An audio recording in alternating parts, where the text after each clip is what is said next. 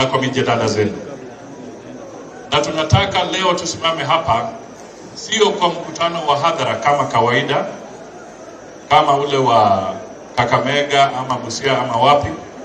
Leo tunataka tuongee na opinion shapers, watu ambao wakitoa neno kule wanaishi ni neno ambalo linasikika na liko na weight nzito sana. Ndio kwa sababu tuko hapa siku ya leo, so that we can have a conversation. Swali la kwanza ambalo ni lazima tujiulize ni kwa nini Kenya kwanza na sio Azimio? Swala hili nataka tuliseme hapa, tuzungumuze. Nataka tuzungumuze kuhusu taifa letu. Siasa yetu iko vipi? Nataka tuzungumuze kuhusu maendeleo ya hizi counties ambazo nimetaja kwa muda wa miaka kadhaa, haswa miaka 10 zilizopita. Na mtu akija hapa, mimi natambua kwamba tuko na Wateso miongoni mwetu, tuko na Wasabot miongoni mwetu, tuko na Wakikuyu miongoni mwetu, tuko na Wajaluo miongoni mwetu, tuko na Wakisii miongoni mwetu, alafu tuko na Waluya miongoni mwetu. Naweza kusema wanaongea mambo ya milembe, lakini nataka sisi wote tujue tunataka kwa hizo kabila zote tuishi kwa njia ya mlembe na uhusiano kama kitu kimoja. We are neighbors, we are brothers, we are sisters, we have intermarried. Kwa hivyo, our destiny, barabara yetu, tupende tusipende, itakuwa barabara moja. We are bound to be together. When we succeed together. When we fail together. When we suffer together. When we cry together. Huo ndio ujumbe mimi nataka tutoe hapa. Kwa hivyo, sio wakati wa kulalamika sana, but wakati wa kuonyesha Wakenya mwelekeo wetu ni nini. Jambo la kwanza, watu wanauliza ni kwa nini Musalia, Mudavadi na Wetangula waliungana na Deputy President kwa mrengo wa Kenya Kwanza. Now I want to tell you the truth.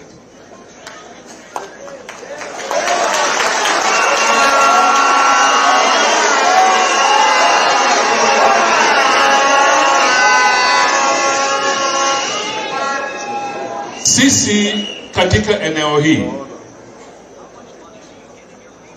tumesaidiana sana na wale ndugu zetu wengine,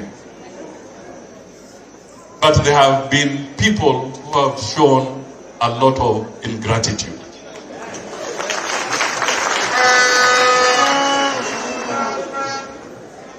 Kwa hivyo sisi tulijadiliana, mimi nilijadiliana na mwenzangu Moses Wetangula, ndio huyo.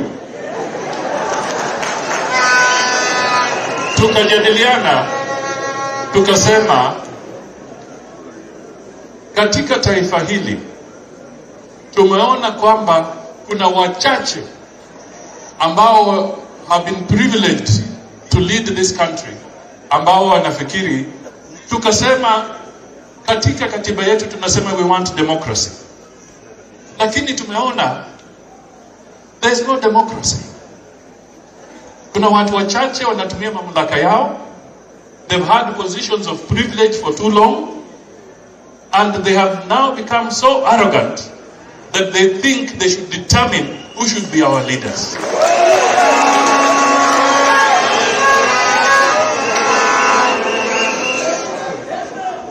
Watu wa eneo ya magharibi, I want to state here and now, I may have been humble in the past, and I'm still humble, but clearly I'm not a fool.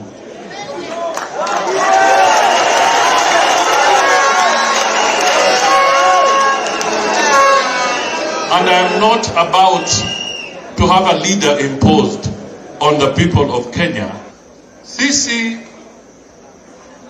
tunajua kwamba ballot ndio huamua nani atakuwa kiongozi, kuanzia kule juu hadi mashinani. Lakini tumefika wakati wa kuambia President Uhuru, hata mimi nilikuunga mkono 2002. Mimi nikaunga Raila 2007, 2017. But President Uhuru, wewe umeenda Sagana and you have talked, you have arrogated yourself the role of 20 not possible.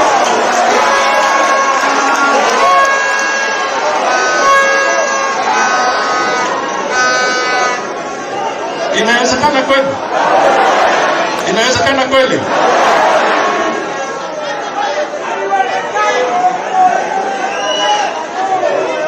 Sisi tumesikia hotuba zikisema hawezi pigia Bwana Ruto ama nani kwa sababu kuna wizi ndani yake, na pesa hizo za wizi zimetumia kusaidia makanisa, na pesa hizo zimefanya nini? But I want to ask this very fundamental question. The corruption that has taken place baada ya handshake,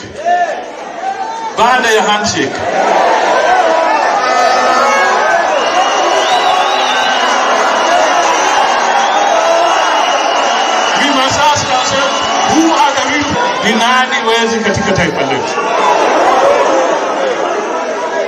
Ni lazima tujiulize, haya madeni ambayo tuko nayo, haya madeni na wanajaribu kuficha, na mimi nafurahi sana mmoja wetu Mheshimiwa Sako amepeleka mswada bungeni kuangalia mambo ya madeni katika taifa letu. Madeni haya yanafika matrilioni. Wewe hapa hata wakijaribu kuficha, wewe hapa upende usipende, wewe na mjukuu wako na nani, you have over 250,000 shillings owed to the Republic of Kenya and to other people.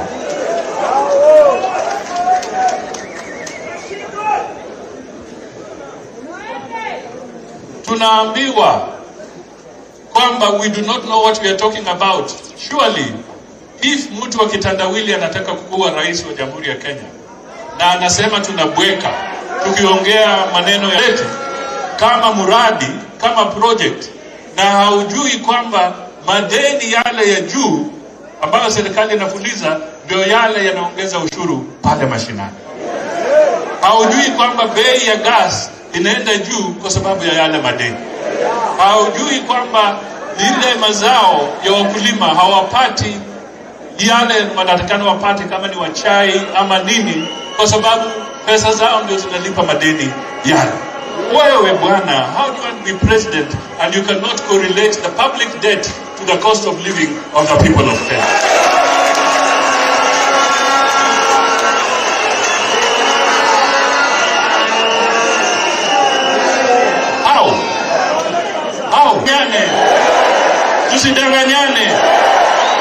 Tusidanganyane.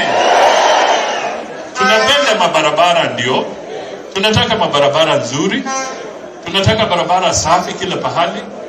But roads without money in the pocket of the people is also a problem. Sisi tunataka tujue, why is the cost of electricity so high? Tukitaka tukufue factories zetu, what do we do? Bolea ndio hiyo, 6,000 shillings per 50 kg bag. How do you expect people to survive? Higher education loans. Watoto wetu wa kwenda university, they're having problems because the money is not being released on time. And somebody says that tunabweka. My friend, we shall continue battling. Nisikia hotuba yangu ya earthquake. Sitaki kurudia kwa sababu wenzangu watasema. But I want to tell you this. I stand here and I say that when we met and we decided that there shall be an earthquake in this country, ladies and gentlemen, tulikuwa tumeona ujanja wa hawa jamaa, tukaona we shall not liberate our people unless we make drastic decisions. So the 23rd of January had to be a liberating moment for the people of Kenya. Ilikuwa wakati wa kukomboa the underprivileged people of our society. Mimi nilikuwa naambiwa ati sasa they should determine who should be my guest. Wakati Gideon alika kitandawili, sikulalamika. Jirongo juzi sijui anaambiama watu wake wangapi, lakini amealika kitandawili.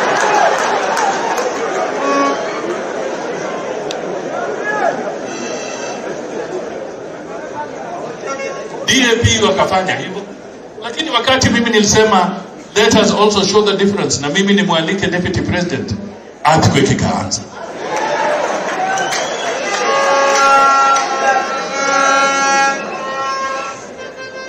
Hawa jamaa walilalia chama cha ANC kwa muda mrefu, wakatupeleka koti.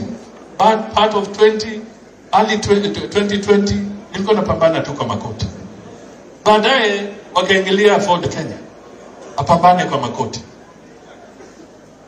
Tusidanganyane, hiyo handshake, yale ambao hawakutuambia walikuwa wanapanga vile watatupanga.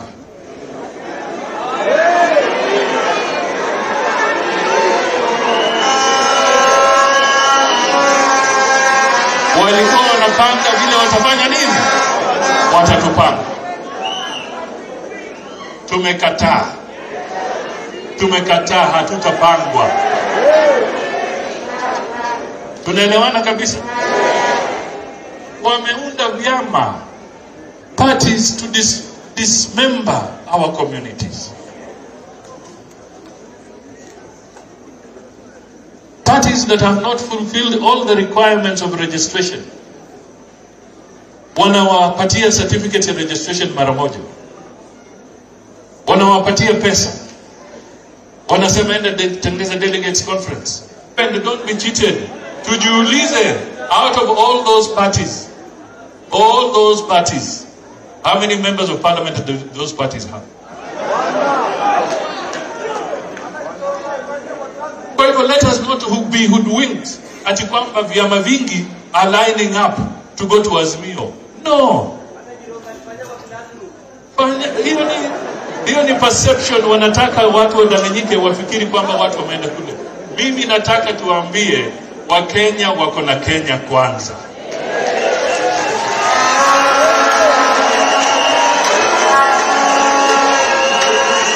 That is where the heartbeat of the country is. Wako na Kenya kwanza. That is where they are. Na mimi nasimama hapa nikiwaomba mtusaidie. Na leo pia nataka mtupatie idhini, because we will talk. I have my eyes set on something. The battle ahead is much bigger than all our own individual pursuits. Find a way of working together. Tunaelewana? We must find a way of working together. The bigger threat is not now my personal ambition. The bigger threat is no longer Weta's personal ambition. The bigger threat is no longer Ruto's personal ambition. The bigger threat is these people who think they can sit on our heads forever and ever.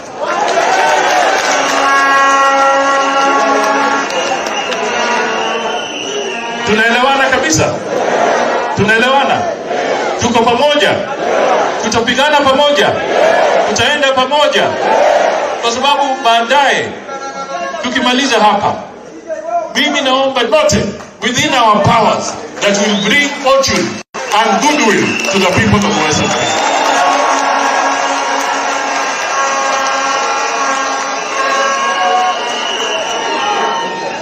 Tunaelewana kabisa? Nilisema, it is not about me personally. Even me personally, I have been out of government for 15 years. But I'm alive. I am not dead. You can see me here physically. You can touch me.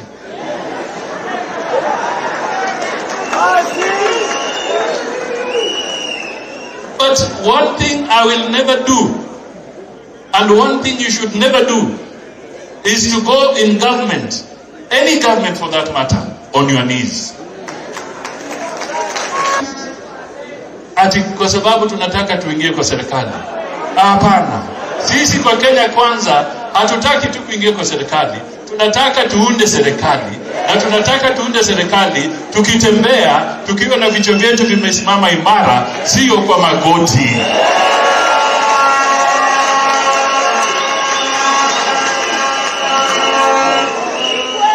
Elimu imeharibika. Elimu imeharibika. Wale wameiba KEMSA mnajua. Mtu anatuambia ati wale ndio wezi na amekaa na wale jamaa wa KEMSA next to him.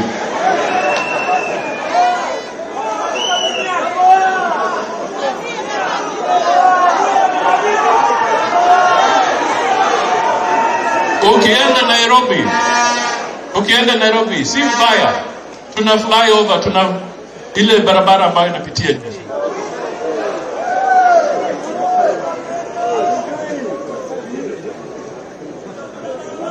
Tunajua kwamba it's good to have roads, but it has cost us 75 billion. Now I'm told it's actually escalated to 84 billion. Sasa kutumia hiyo barabara, apart from ushuru ambao tutalipa kwa sababu ni deni, we shall pay through taxes. Lakini kuna toll, yani unalipa ya tax na kutumia hiyo tena utalipa toll. My friend, double taxation. Wewe fikiria hizo 75 billion ikiwa tungefanya dual carriageways kutoka huko Nakuru, kutoka wapi, dual carriageway paka Malaba ama paka Busia.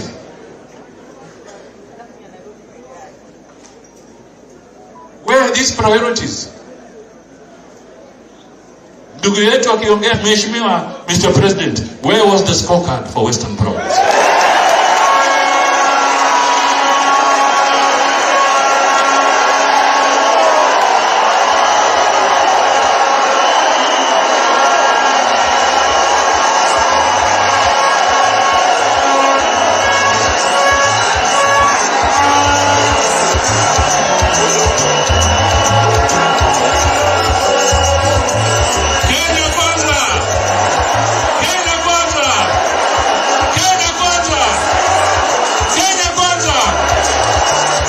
Asante.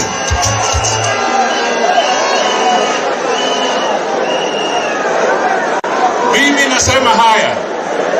And ladies and gentlemen, leo our constituencies. Today we are not come here to identify anybody for any particular position. We have leaders elected, we have aspirants, we have all these people. I am saying this because I don't want us to lose the message that we are delivering today. Tunataka tukimaliza leo kwa sababu yale mengine yatakuwa mambo ya kufuata baadaye. And I want to assure you, through consultation, the various parties, UDA, ANC for Kenya, will arrange and have consultations in accordance with party rules and what have you, so that that can be handled separately or differently. Leo we are here with one strong message, that why Kenya Kwanza. And I want to ask you, we must stop, control the huge public debt that has become a problem. We must stop corruption. We must provide jobs for our youth. And gentlemen, ladies and gentlemen, when I see Kitandawili and I see Azimio, I see no hope there.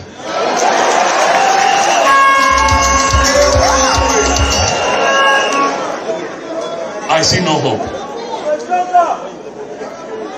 It is a dead end. Imefika. Our elders are being humiliated. Our elders are being humiliated. Where is the spirit of Masinde Muliro? Where is the spirit of Michael Lomando Kijana? Where are their spirits? Where are they? I am saying this because we cannot have a situation where tunaambiwa tunataka tufanye hivyo because we want to be in government. We want to be in government. Wajumbe wetu wananunuliwa because they want to be in government.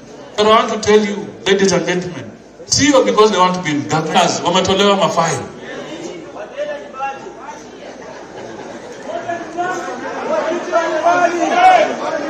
Hawa wote ni mafaili. Ni mafaili tu. Juzi walienda Naivasha magavana sijui karibu 20.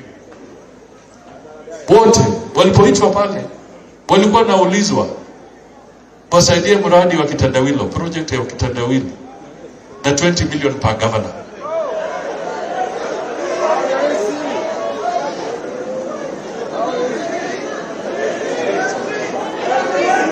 Wewe unaambiwa 20 million per governor ili faili yako iwe chini. These people are living in fear. And I want to tell you that, gentlemen and ladies here, and Kenyans in general, we must remove this. We do not want. Wanatumiwa KRA, wanatumiwa nini? Wanaambia usifanye chochote. Na mimi nashangaa kwa watu wa eneo hii. And I want to speak this in total surprise. Hata nikiongeza Kiluya, watesa wako hapa na wasaboti mnisamee. Lakini nataka niulize jameni, ikiwa wajumbe wa Mount Kenya wanatoroka na president yuko hapo na hiyo authority yake yote, lakini wanatoroka wanahama wakija kwa Kenya Kwanza, wewe unaona huko kuna moto, nyumba inachomeka na wewe kuzima moto, lakini wewe unakimbia. Senator wa Nyandarua ametoka Githiomi.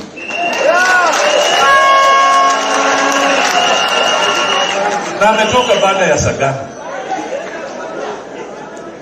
Na wewe hapa unaogopa, unakimbia huko. Nini likuuma?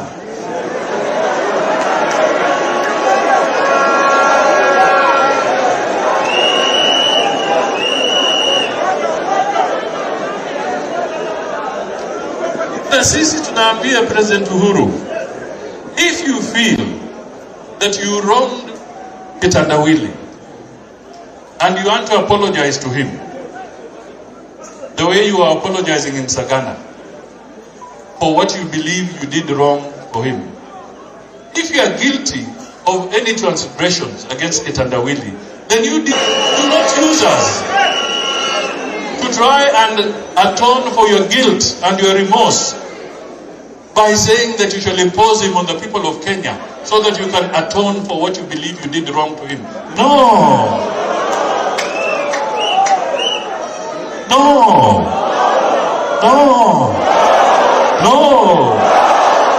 Tumekataa. If you did something wrong to him, deal with it personally and leave Kenyans out of it. Let Kenyans elect the leader of their choice.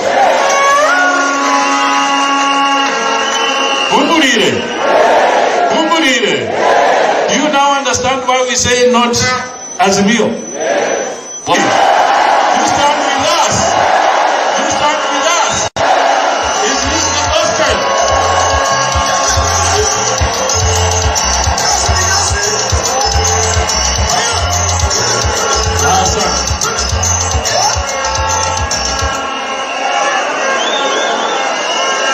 We want, through your help, all the 39 constituencies, from Trans Nzoia all the way to Budalangi, we want all the 39 constituencies to be Kenya Kwanza constituencies.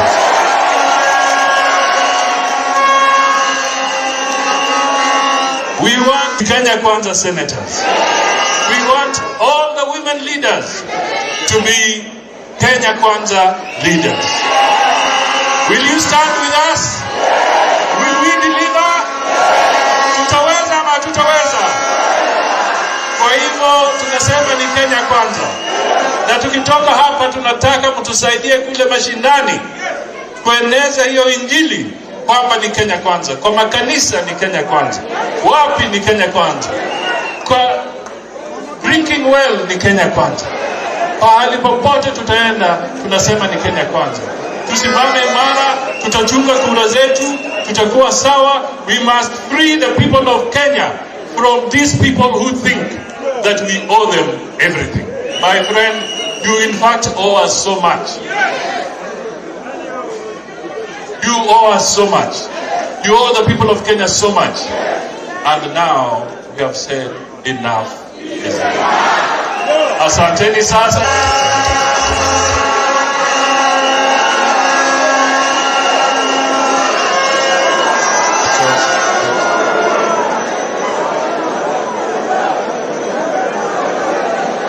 Ndugu zangu, hamjambo? Ulembe. Kwa ndugu zetu waite Soemu ya Koliae. Ndugu zetu wa Sabaot Chamagei. Ndugu zetu wa Central tunasema Oliegarege. Kwa jirani zetu hapa Oyaore Ururu. Nashukuru sana kwa kuja kwenyu kwa wingi. When your brother invites you to his house for a meal, when your neighbor invites you to his homestead to sit under the moonlight to discuss something, it's not because you can't see the moon from your home. It's because there is something important to discuss. Leo tumekuja hapa kama jamii za region hii. Na yale yote ndugu yangu Musalia amesema, nakubaliana naye. We want to live here with a social contract to deconstruct the political con people in our midst. Kuna matapeli wa siasa wamejitokeza kati yetu. Wao wakiungana na kitendawili wanafikiri ni sawa. Sisi tukisema Kenya Kwanza wanasema we are betraying the community. We want to tell them here now that time for political conmanship is over. That those who believe in modern day slave trading have their days numbered. Kwa hivyo tukiwa hapa leo, tunataka tukumbushane. Sisi watu wa mkoa huu, hasa jamii ya Mlembe, mulipigia mzee jirani yetu Jaramogi Oginga Odinga kura chache, mkapigia kijana yake. 2007 mkampigia karibu kura zote. Ni Bungoma na Trans Nzoia peke yake ilipigia Kibaki. 2013 tukampigia kijana yake tena kura zote. 2017 we repeated the same. Lakini mkiwa na jirani na mnatembeleana, mnasaidiana, na yeye anaona kama shida iko kwako si shida, kama shida iko kwake ndio shida, then huyo si jirani. And I want to repeat what I said in the Senate, that the divorce was going to be messy, noisy, and with casualties. Those casualties will continue feeling the pain of their mischief and misadventure. Tukiwa hapa leo, tunataka kuwarai ndugu zetu kama wewe ni mzalendo unakaa hapa region hii, mtukubalie na mkubaliane na sisi kwamba kama viongozi mmetupa heshima na idhini ya saa zingine kuzungumza kwa niaba yenu na kuja kuwaelezea. Tumeketi, tumetafakari, tumeangalia nyuma, tumeangalia mbele, tumeangalia kule tuliko, na tumeona ya kwamba the best way to go is Kenya Kwanza. Kwa sababu mulisikia jirani wetu kitendawili akiboast ya kwamba tangu handshake ameleta kwa area yake miradi ya maendeleo ya shilingi bilioni 200. Na nyinyi mliompigia kura karibu zote ameleta nini? Tangu handshake amepewa nafasi nyingi kwa serikali. Amechagua ma assistant ministers, amechagua ma ministers, amechagua ma ambassadors, amechagua ma directors. Nionyeshe hata mmoja kutoka huku kwetu yuko. Huyo ni jirani mwema au jirani mkatili? Ni jirani mwema ama jirani mkatili? Ni uona alia eweze wikurata wezuri ya nyewekura. Na huyo jirani ametuzoea mpaka akakuwa na kiburi, akaanza kutuambia yeye ni mluya kuliko sisi. That is the height of folly, the height of arrogance that we will not accept. Na sisi tumesema we are also human beings with the needs, with ambitions, with the capacity and the ability to feel pain, with the capacity and ability to feel wanted, with the capacity and ability to make friends, and the capacity we choose carefully. When we supported them, we were very good people. When we said that enough is enough, we have become bad people. But I want to tell you, my people, our people, that don't worry about what they say. Focus on the bigger picture. What are we looking for? Musalia and I have been everything in public life. We've been in parliament for a very long time. We have professions. We have been ministers of government. We've interacted with the high and mighty. But that's not enough. My success is not enough until all of us are successful. And so is Musalia. And we come here to urge you, our people, that this journey we have taken, this decision we have taken, is a sound decision. Kwama nyelekuli, waliola Kenya ni kuruka huku, kila wakati.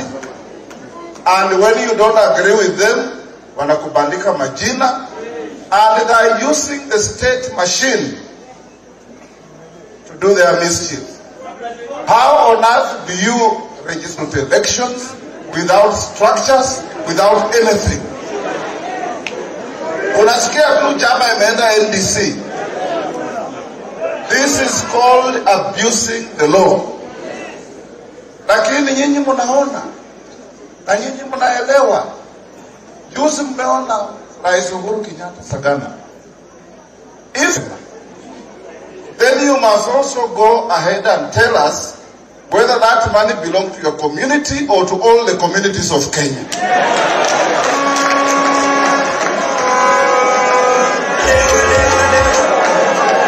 Kwa sababu kama hiyo pesa ni ya Kenya yote, then we expect you to visit all the 45 communities and tell them what you told people in Sagana. If you don't do that, then we call this political gerrymandering and political mischief. And has no basis.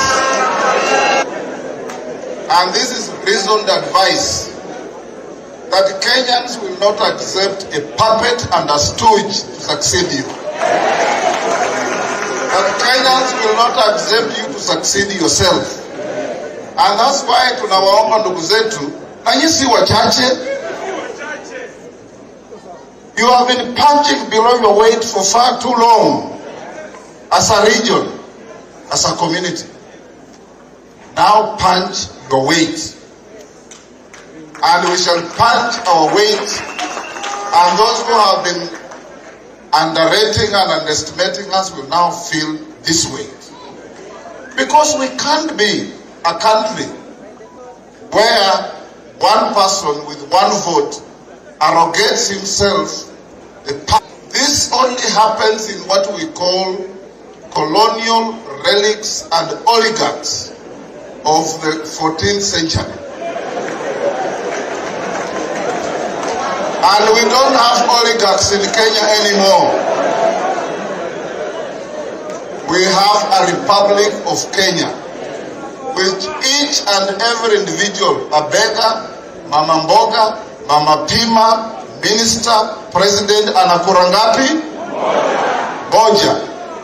And I want to ask you, my brothers, the clergy, mumesikia vile president amekuwa Sagana akamuita nyinyi wakora. Anasema nyinyi mnakopokea pesa sawizi. Mimi nikija kwa kanisa nikitoa sadaka, you have no right before God and the clergy. Don't be apolitical, be political. And join this train of changing our country, because we cannot allow people to get drunk with power and start thinking they own this country. They don't. They don't, and they will not. We want to advise our president. Ndugu zetu mliona president akitoa hasira. And Mr. President, constitutionally we have given you the authority and the power to run our country. You have the police at our disposal. You have the army at your disposal. You have APs, everybody. If you lose temper recklessly, you can hurt people. You can hurt people. Constrain yourself.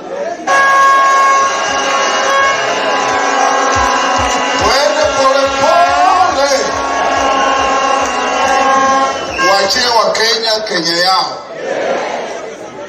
Leave Kenya better than you found it. You seem to be determined to leave it worse than you found it, and we shall not allow you.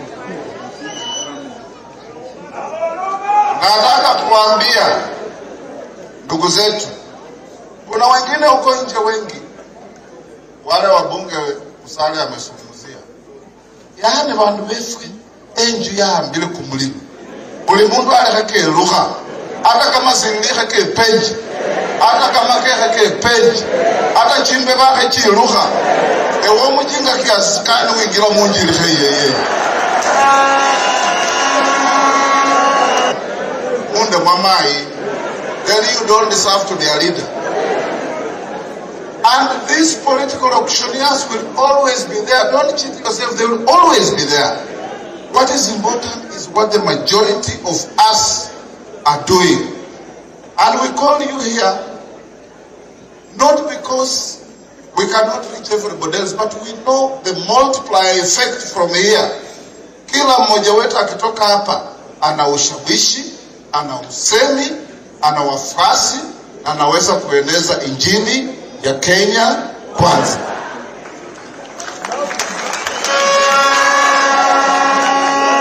Tukifanya hivyo, I can tell you, we have been everywhere.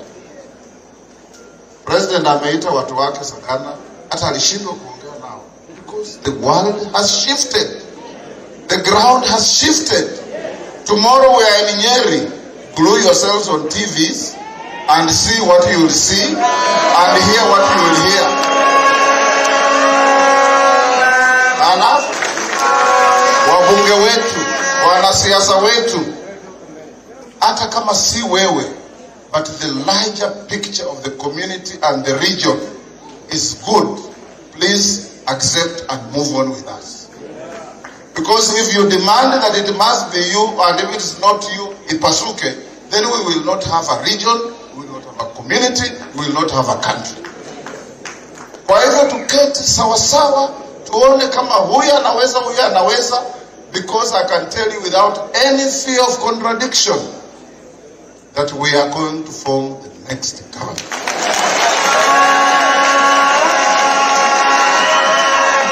These Azimio guys, if you look at them, they are so demoralized. They look so frustrated. Wakisimama ni matusi tu. Hakuna sera wanayo. Ukiwauliza iko nini, tutabweka mpaka utasikia.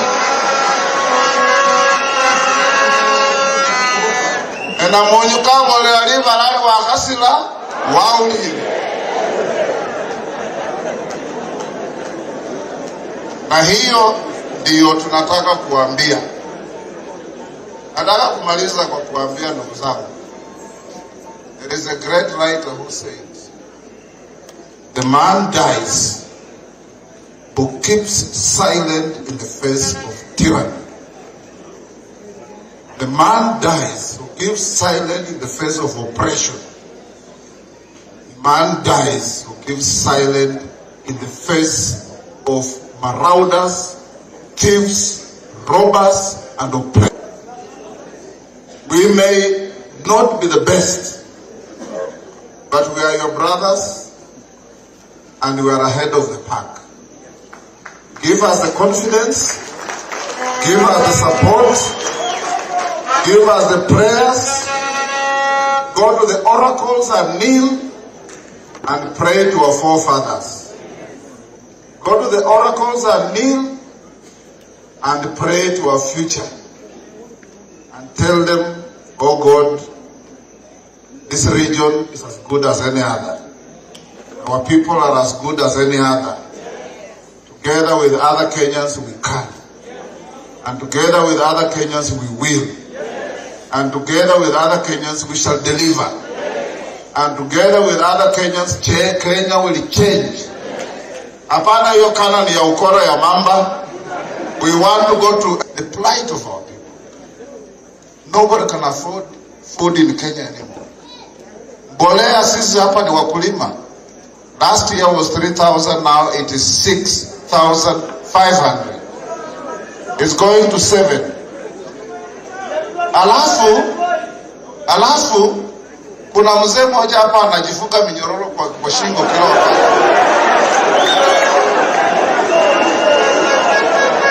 Anapigia wabunge wetu simu, akikuja nikupatie pesa, Huyo mzee, we want to tell him that slave trade was abolished in 1882.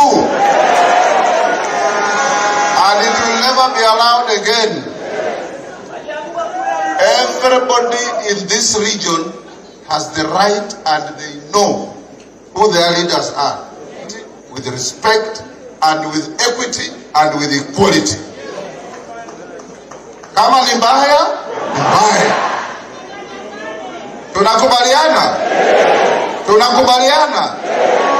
Mutatupa idhini tuendelee kusungumuza kwa niaba yetu na nyinyi na kila mtu ili tuboreshe nchi yetu. Mutatupa idhini tukatae matapeli wa siasa kati yetu. Mutatupa idhini tuwakemee wale tumesaidia na hawana asante, hawana shukrani. Mutatupa idhini tutembee na ndugu yetu William Samuel Ruto in Kenya kwanza. And tell that kitendawili that what is good for the goose is good. Asante sana. Asante sana. Leo kuna earthquake hapa. Kama hiyo. Asante sana ndugu Weta. Unajua huyu jamaa anakoroga Kiingereza mpaka unashangaa. Sasa nataka nimpatie ndugu yangu Washali, kwa sababu mtu anaweza sema tumeongea yeye mtambue elders. Kuna elders wetu, nasikia almost 400 of them. Asanteni sana kutoka all the 5 counties. Thank you so much for coming. Thank you. Benjamin Musalia.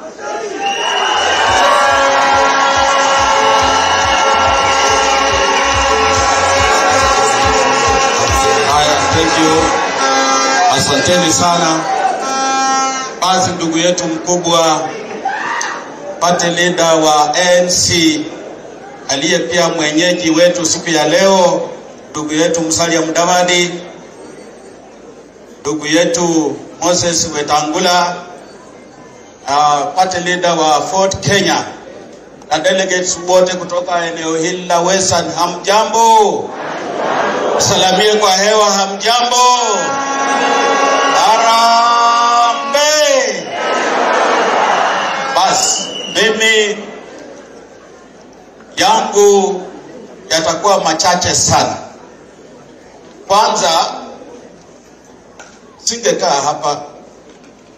Nimekaa hapa kwa sababu mwenzao hayuko, na kama angekuweko ningekuwa nimekaa kwa raia. Leo asubuhi tumeongea na yeye, akasema nikite sana. Jambo la pili, nataka nishukuru ndugu yangu Musalia Mudavadi kwa kuleta hapa Mululu. Kibinafsi nilikuwa naambiwa kila wakati Sugoi, lakini sasa wale walikuwa nasema Sugoi watakuwa nasema Sugoi na Mululu, ama namna gani? Nataka niongezee kwa kusema kwamba kuna wakati ndugu yetu mzee huyu wa Nyororo, unajua alikuja akafanya research na akakuja Musalia Mudavadi, ama namna gani? Na sisi tulikuwa tunaomba kama watu kutoka eneo hili kwamba tunataka direction, na tulikuwa tunaomba kwamba Mheshimiwa Musalia Mudavadi ashikane na Mheshimiwa Moses Wetangula watupatie direction. Wametupatia ama hawajatupatia? Kwa hivyo sisi wote wale wako hapa tumekubaliana na direction ya Mheshimiwa Musalia Mudavadi na Mheshimiwa Wetangula wametupatia. Nataka kuona kwa mikono kama tumekubaliana. Asante. Mimi nimetoka Wangaland, na Wangaland ndio imekuwa mlango ya hii jamaa kutoka huko chini, kwa sababu alikuwa anasema ati yeye ni mjukuu. Kama kwa historia yoyote mahali penye baba yake alisema ati yeye pia ni mjukuu na bongo, na tukaona hata kama mama alitembea huku, huyo mtoto hawezi kukubalika kwa jamii, ama namna gani? Lakini hiyo imekuwa maneno ya ukora. Watu wa Western umekubali kwamba huyu mtu anatokea huku chini anasema kwamba yeye ni mjukuu na bongo. Sisi tumkatae? Tumemkataa. Kule Wangaland mlango ya kuingia Western, sasa hiyo mlango imefanya nini? Imefungwa, ama namna gani? Na nataka tu niongezee tu kidogo. Samahani jamani, niongezee tu kidogo. Mimi nashangaa huyu Henry Kosgei alikuja akawa chairman wa ODM, alikuwa vice chair wa KANU. Na sisi tulituma Henry Kosgei kwenda kushikana na ndugu Tinga tuweze kushikana pamoja, ndio tukatengeneza chama cha ODM. Ndio Henry Kosgei akawa chairman ya ODM. Mnakumbuka hayo? Na wakati huo Tinga kidogo hapo alikuwa akili yake inafanya vizuri.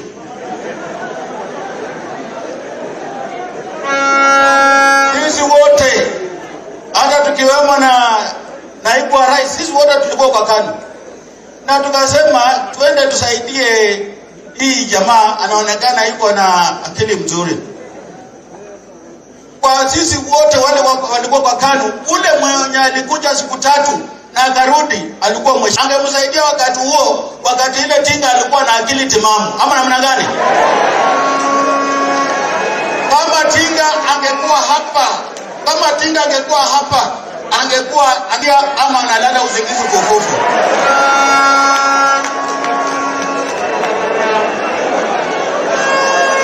Na akiamuka anasema hatitia lala. Lugha yenye haieleweki. Ama namna gani?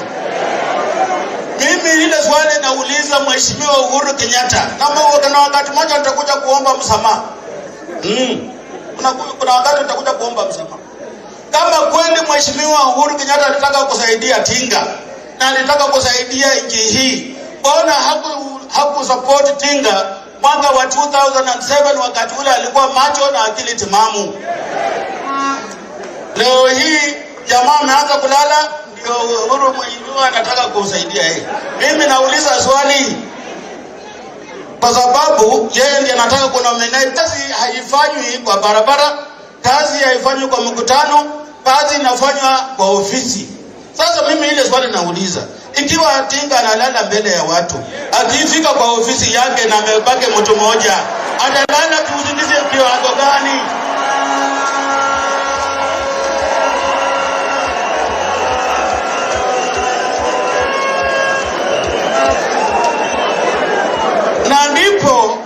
Na ndipo tukisikia hii support yenye inatoka kwa ndugu yetu, anajua huyu jamaa atakuwa analala kwa ofisi.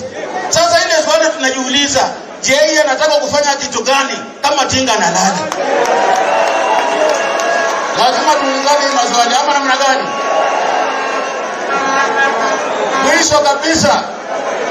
Mwisho kabisa, unajua mimi 2017 mimi nilikuwa upande wa Mheshimiwa Uhuru Kenyatta. Hapa kikundi chetu kuna wale walikuwa navuta bangi na walevi wa hai. Simulisikia hiyo? Sasa leo Tinga amewacha maneno ya bangi, anatuambia atatupatia pesa. Wale wajapata kazi atatupatia pesa. Ikiwa Tinga anataka sisi tumwamini, lazima atuambie ule mtu mwenye alikuwa anasema wakati ule kwamba yeye mavuta bangi na analewa alikuwa nani? Ama namna gani?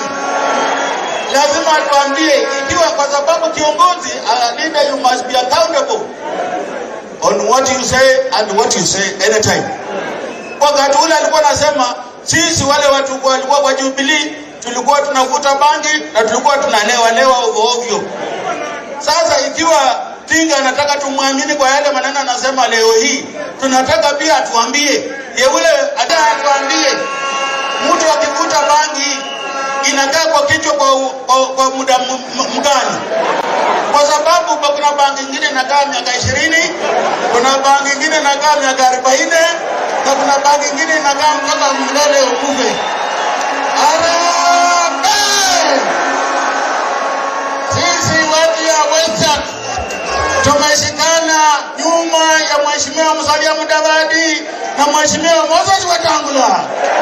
Nataka kuona kwa mikono wale wameshikana na hao viongozi wetu. Asanteni sana na Mungu awabariki sana. Thank you very much.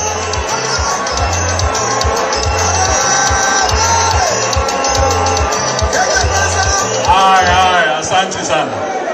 Atuweke nazidi, si ndio? Mheshimiwa Goi kama mjumbe wa hapa, kwa sababu kuna wanasiasa wetu hapa, atusaidie kidogo wapate dakika moja wanene. Tutafanya hivyo ili tuwe na cross section ya watu kuongea. Ile nitaomba tu ukipewa nafasi kupisha, ndio mwenzako pia apate nafasi. Asante sana Mheshimiwa Goi. Asante sana Your Excellency, my party leader Honorable Musalia Mudavadi. Watu wa kutoka eneo mbalimbali wenye wamefika hapa, asante sana kwa watulivu na kusikiliza viongozi wetu. Nataka nishukuru viongozi wetu kwa hiyo msisumuko kwa maneno ametuambia, maneno ya kutujenga sisi watu wa region hii.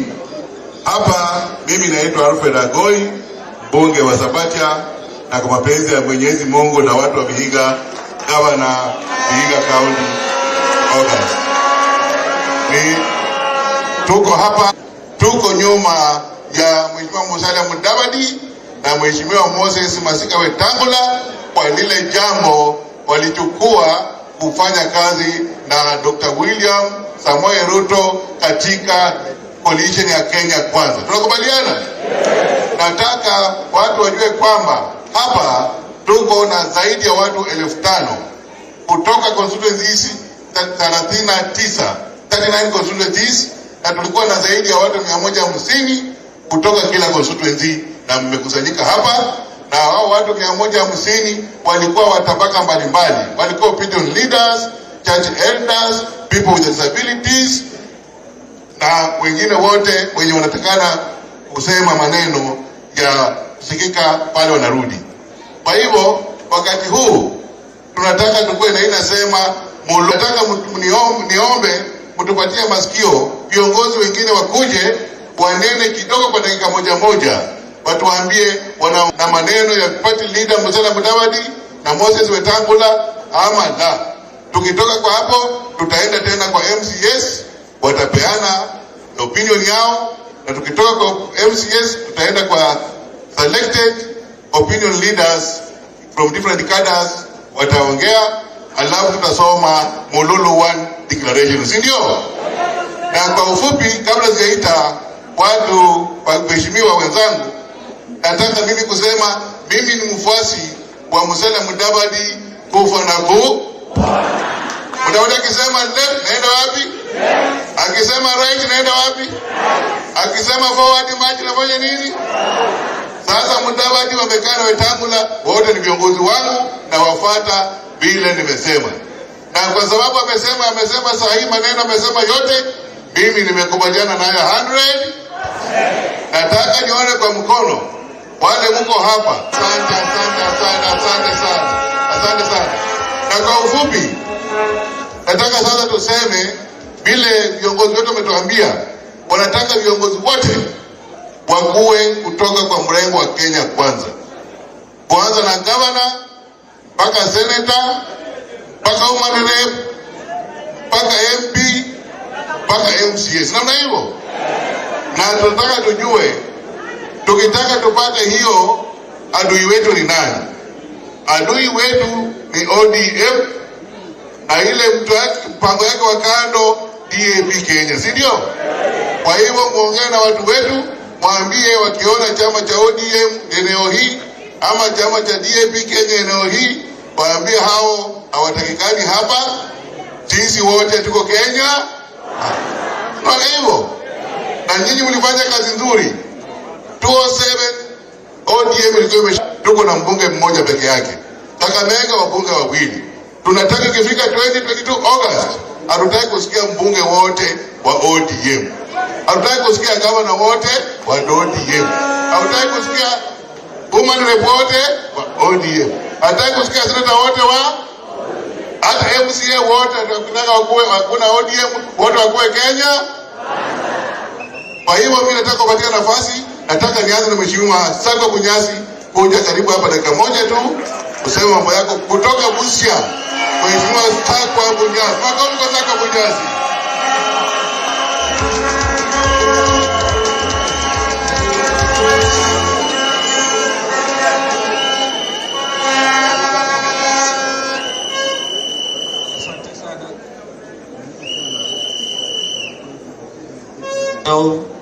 Asante sana. Kinara wetu Mheshimiwa Musalia Mudavadi, Mheshimiwa Senator na mwenzangu mbunge wa nyumbani hapa Alfred Agoi.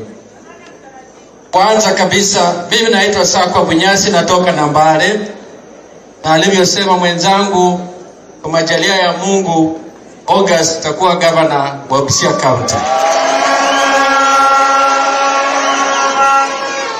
Sisi Busia County tuna structure ambayo ni tofauti na Western Kenya nyingine. Sisi tuko na communities mbili kubwa. Tuna Waluya tuna Wateso na wengine wengi sana karibu Kenya yote, lakini hizo ndizo communities kubwa. Na sisi tungependa kwamba tukiweka Kenya mbele, sisi tutembee pamoja, Waluhya na Wateso. Nyiki Kenya saa hii, unamsikia rais yuko State House, nyumba ya kiserikali ya Wakenya, anaita vijana wa Mlima Kenya na anaongea kwa lugha yake. Angelitaka kuzungumzia vijana wa Kenya, angalifanya vilivyofanya hapa leo. Kaunti 5 zimetoa vijana, zimetoa clergy, watu wa Mungu, zimetoa wazee, wakina mama na kila mtu. Tuko hapa pamoja. Angalita cross section ya vijana, aambie vijana policy yake kuhusu vijana Kenya. Huwezi kuzungumzia watu wako nyumbani na utusi watu kwa lugha yako. Amerudi nyuma, amesahau, anaenda miaka 40 iliyopita. Kama ni hivyo, turudi kule enzi ya mzee wake. Tuelewe tulianza kwenda Kombo wapi na lini. Na tukiendelea kusikia hiyo kilugha in State House ya Sagana, that message is a bad message for Kenyans. Na kila mtu akiendelea hivyo, hatutakuwa na Kenya. Ndio sababu ya kuwa na Kenya kwanza. Kenya kwanza ni neno muhimu sana. That we must put Kenya first. Mimi nakaa kwa budget committee kwa bunge, nitamalizia kwa haraka. Ukiweka kwenye map ile pesa maukisio ya kiserikali kwa afya, kwa barabara, naweka kasako kadogo, Mount Kenya iwe katikati, you'll get 90% of that expenditure. Hiyo Kenya. Ndio sababu tungependa go with Kenya kwanza, labda hatakuwa na Kenya yetu. Tungependa kuvuta kila mtu aingie Kenya kwanza. Azimio haitaki wa Kenya wengine waingie. Wana azimio la umoja wa upande moja. Sisi tunaomba kwamba, naomba kwanza wenzangu wa Busia, tusisite. Let us go together na Wakenya wengine. Let us show the example. We are a cosmopolitan society. Tukiweka hii example tuende mbele, wengine wote watatufuata. Asante sana na Mungu amjalie. Asante mheshimiwa. Katika hii familia Kenya kwanza, bunge wa Kabuchai. Akimaliza nataka niende Kakamega kwa tayari, mheshimiwa Malulu Malawa kwa tayari ukuje. Asante sana gavana. Asante sana gavana ambaye uko katika kaunti yako. Mimi kwa jina naitwa Majimbo Kalasinga. Mimi ndio mbunge wa Kabuchai, bunge ambayo papa wa Rochi. Mheshimiwa Rais, wakati unaenda kwa national television na unaongea lugha yenye yako ya nyumbani ya mama, na unaongea kwa Wakenya wote, wewe you only deserve to go home and become a paramount chief.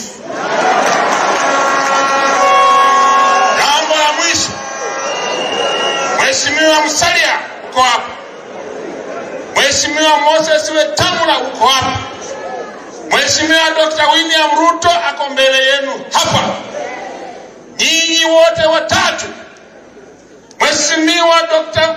Samuel Ruto is a professor in science. Mheshimiwa wewe Musalia Mudavadi, wewe ni mkwichi katika tunataka mshikane vile mmeshikana hivi, nao Kenya kwanza iko na mbele ambayo tunaamini sisi wote. Kwa sababu nyinyi watatu mnatosha, kila mtu ako na mwili wa kutosha kulala kwa kitanda ya State House. Lakini hatuwezi ruhusu watu watatu mkalala kwa kitanda moja State House. Itakuwa mmoja at a time. Kwa sababu bwana, mkilala wote kwa kitanda, you will be mistaken for homosexuality. Sisi tunataka mchague ile atakuwa kati yenu. Sisi wote hapa tumeamua nyinyi yule ambaye mmeamua atalala katika kitanda. Lakini mwisho ni kuuliza, kweli wacha niulize, huyu kijana ya Mululu, huyu haki ya Mungu, bulangeti mpya 2, warembo 2, moja kwa hii, mwingine kwa hii, halafu niite huyu kijana ya Mululu niweke kwa kitanda moja, huyu Musalia, halafu niite yeye mzee ya kitanda 2 niweke kwa ingine. Nani anatingiza kitanda kama Haji Mwaki? Nani anatingiza kitanda? Musalia wamesema kama mzee hawezi kuwa na nguvu ya kutetemesha kitanda, huyu atakaa sita uzakifanya nini? Kwa sababu nimemaliza, nyinyi wabunge wenzangu hapa, mkipigiwa simu na Atwoli, mkipigiwa simu, asante kabisa gavana, na nyinyi msiwache gavana yangu huyu Agoi, mkipata yata nilindia my president Musalia Mudavadi, na Mungu wa amani awabariki. Asante sana, asante.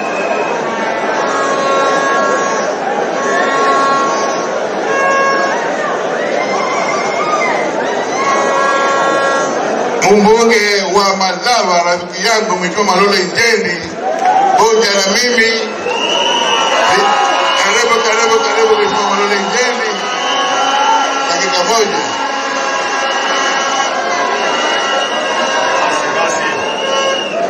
Harambe! Basi, huyu ndiye Mheshimiwa Malolo Injendi, mbunge wa Malava. Mimi kile ninge Wetangula na Musalia ndio walikuwa wanachukua kura yetu yote kama viongozi wetu wakipelekea Raila. Lakini kwa sasa yale Raila ametufanyia, hakuona maana ya hao wawili. Viongozi hao wetu mmefanya kitu kizuri, wametuondolea aibu, matusi kwa hiyo mtu anaitwa Raila. 1 2. Kwa hiyo mimi ningependa kuwaomba nyinyi, hata mkiangalia huko nje kuna huyu mzee anaitwa Atwoli, huyu anavaa nyororo, na ukikuja huko Malava kwangu niko na soko inaitwa Lubao. Hiyo soko mara mingi inauza umbwa nyingi. Hiyo umbwa ndio tunafunga nyororo kama ile alikuwa anafanya nini? Kuna tena mwingine anaitwa Livondo. Haya. Nyinyi najua mnaita ile jina nyingine ile. Sasa nyinyi mkiangalia hawa viongozi watatu, hawa tumetaja, ukiwaangalia vizuri kuongea tu peke yake, wanatoshana na Wetangula kweli? Hao wakiongea, na sijui wewe Musalia leo, sijui siku hizo umebadilika kama mnaonaje? Huyu jamaa kiongea unatamani aongee. Wewe ukiangalia hao watu watatu nimetaja ambao wanatumiwa na serikali, unaweza linganisha na Musalia? Kwa hivyo sisi tufuate Musalia na Wetangula. Wakati mmoja huyu Raila alisema, wakati Ruto aliondoka, alisema ataenda Rift Valley apate kura ya huko. Vile alienda alipata. Wakati huo anasema atazunguka hawa achukue kura Western. Mnakubali? Na Mungu awabariki. Asante sana Mama County Vihiga, tukoje Vihiga Mama County, karibu.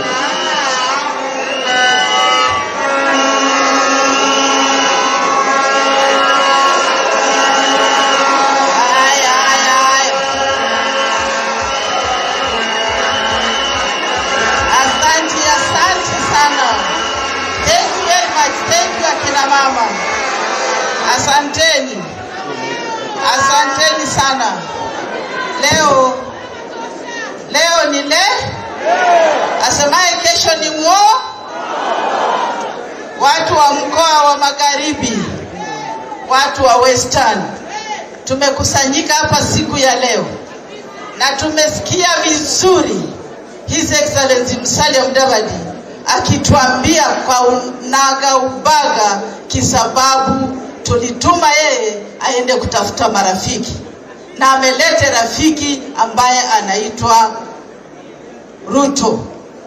Na ningependa kusambia watu wa Western, direction ambayo Musalia Mudavadi amechukua, direction ambayo Wetangula amechukua, sisi tutafuata hao. Wakisema right ni, wakisema left ni, wakisema fire ni fire. Wacha nione kumesikia viongozi wote watachaguliwa kwa Kenya kwanza. Na mimi kama mama ninasema mama, nafasi yetu iko kwa Kenya kwanza. Mambo ya azimio muliona walitaka kutoa viti ya kina mama, na ilikuwa inaongozwa na nani? Raila Amolo. Mtakubali mtu mwenye ataki akina mama? Mtakubali mtu ataki vijana? Mtakubali yule ataki makanisa? Raila azimio ilizima Sagana 3 siku ile walienda huko, na hakuna azimio, hakuna ODM hapa. Alisema Musalia wetu anabweka. Watu wa mkoa wa Magharibi, mulizaa umbwa. Sasa wacha tutangaze hapa siku ya leo, Raila asikie hadharani, tutabweka na tubweke. Na mimi kama jeshi namba 1 nitaongoza wakina mama wabweke Kenya mzima, vijana wabweke Kenya mzima, wazee wabweke, mpaka Raila aende Bondo. Raila aende wapi? Fanyeni mkono, Raila aende wapi? Aende Bondo. Na Uhuru naye aende wapi? Waende kupumzika. Serikali ya Kenya kwanza iko hapa, na hawa vijana watatu watatuongoza Kenya. Asante.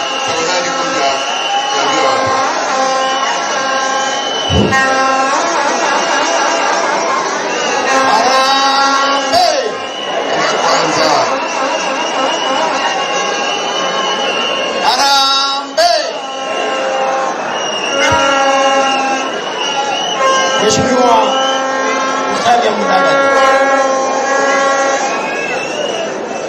ambayo party leader wa ANC, Mheshimiwa Senator Moses Masika Wetangula, party leader wa chama yangu ya Ford Kenya, Mheshimiwa Wasiali wa UDA. Jina langu ni Henry Olendiema. Nilikuwa senator wa Trans Nzoia, na kwa ruhusa ya wana Trans Nzoia takuwa senator.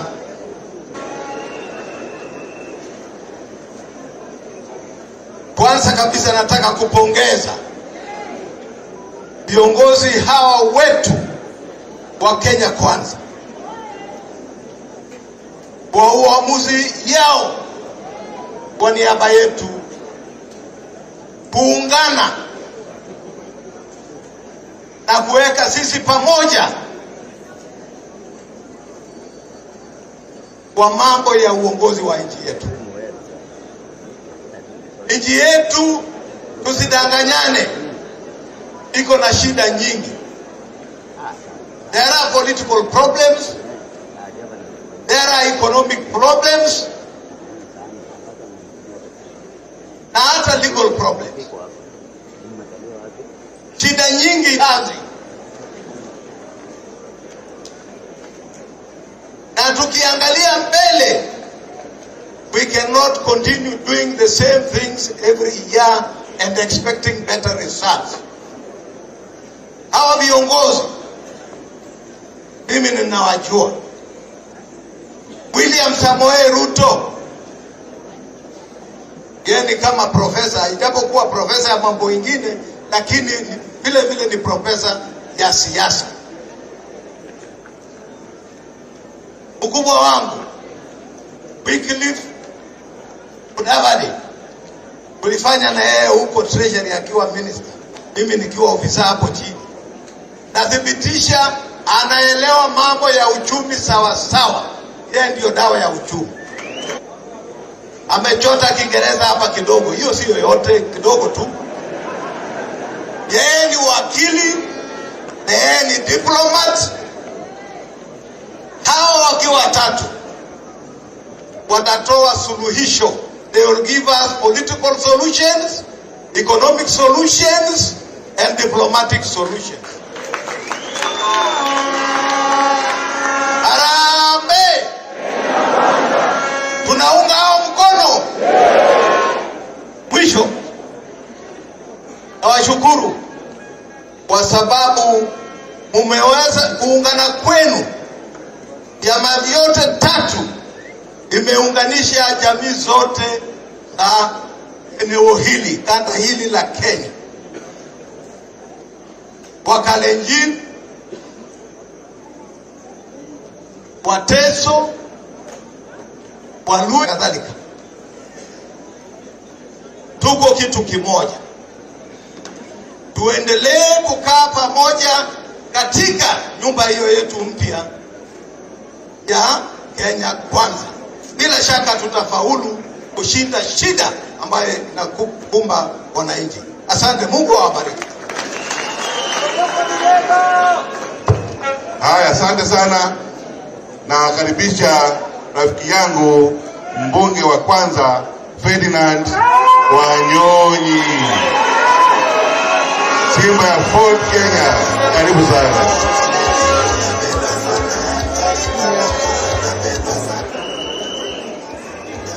Haya. Nimekuja. Mimi natoka Trans Nzoia. Nataka chukua nafasi hii kushukuru ndugu yangu Wycliffe. Sasa kutoka hapa tunaongea lugha moja. Ukitoka hapa tunaongea lugha moja, kwa sababu wametucheka huko nje kama Waluya. Na kwa hivyo nataka kuchukua nafasi hii kwa niaba ya watu wa Trans Nzoia. Sisi tumekuja na nataka niseme ya kwamba tumeamua ile Mheshimiwa Mudavadi amesema, constituency 38 zote tuwe wote ambao tutakuja hapa kama viongozi, tuwe watu wa Kenya Kwanza. Tutafanya hiyo. Mambo ya yule kitendawili ametudharau.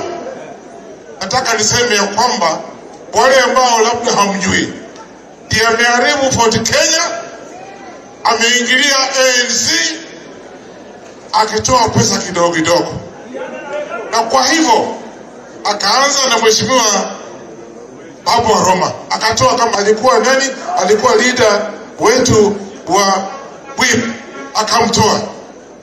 Na kwa hivyo jamii Waluya leo mmekuja na jamii zote za Western Kenya, tuungane pamoja. Sasa itakuwa Kenya Kwanza. Mambo mengine hii sahau. Tuko pamoja lakini jamii tuko pamoja. Nitoke hapa nikijua kwamba hata kwa nyumbani hakuna mambo mengine, ni Kenya Kwanza. Kama ni ANC ni ANC, kama UD ni UD, kama ni Fort Kenya ni Fort Kenya. Mambo mengine hiyo muache.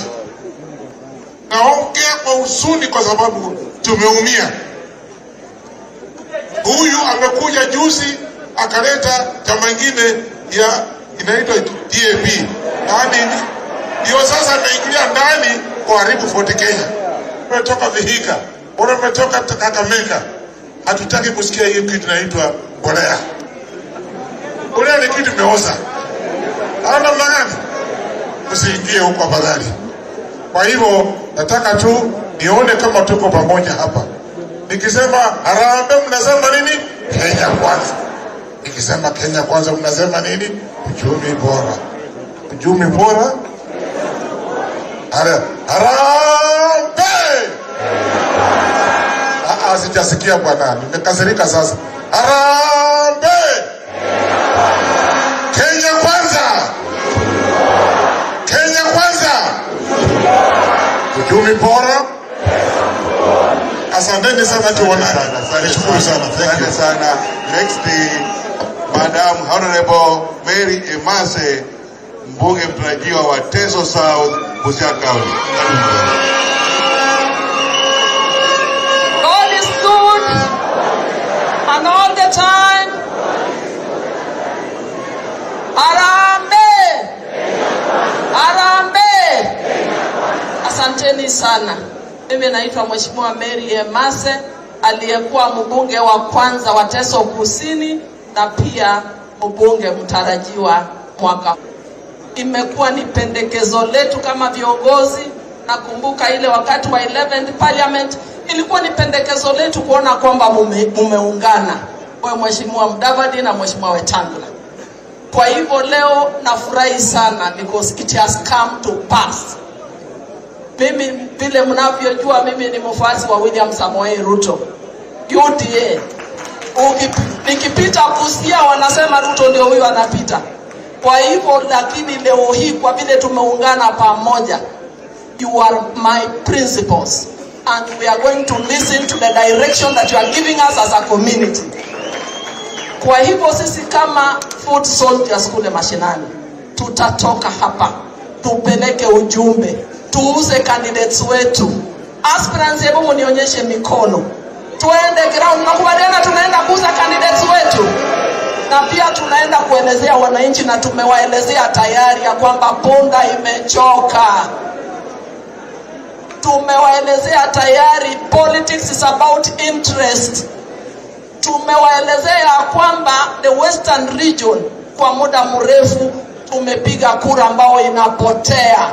Lakini leo hii tunaenda kuunda serikali pamoja, tukue ndani na region ya Western iweze kubenefit.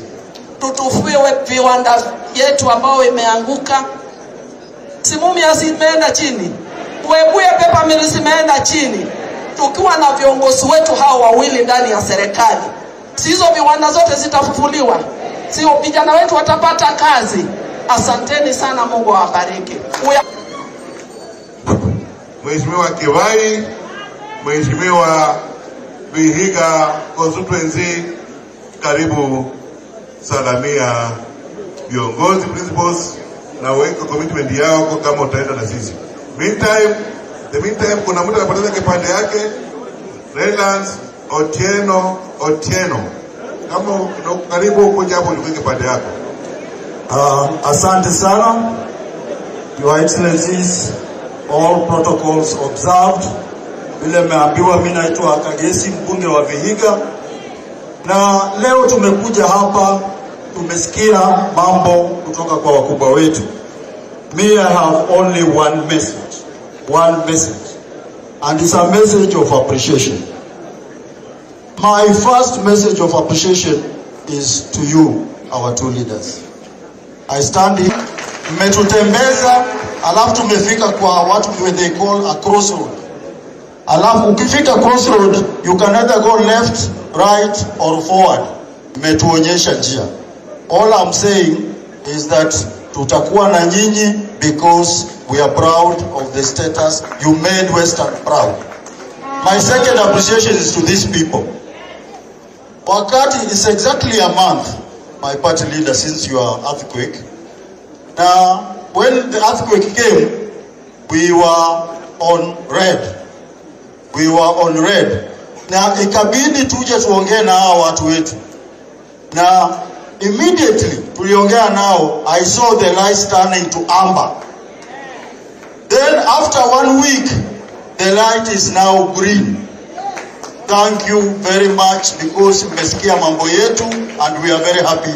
Together, mimi ni mmoja wale na unga, whatever you requested, we'll work together. Thank you very much. Asante sana. Wakati wa Mheshimiwa mbunge mama county Bungoma.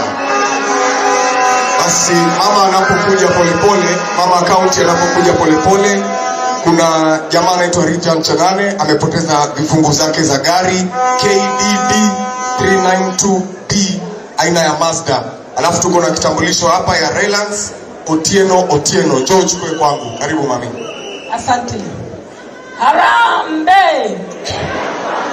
Kenya kwanza! Kenya kwanza! Asanteni. Nitaenda kwa ufupi.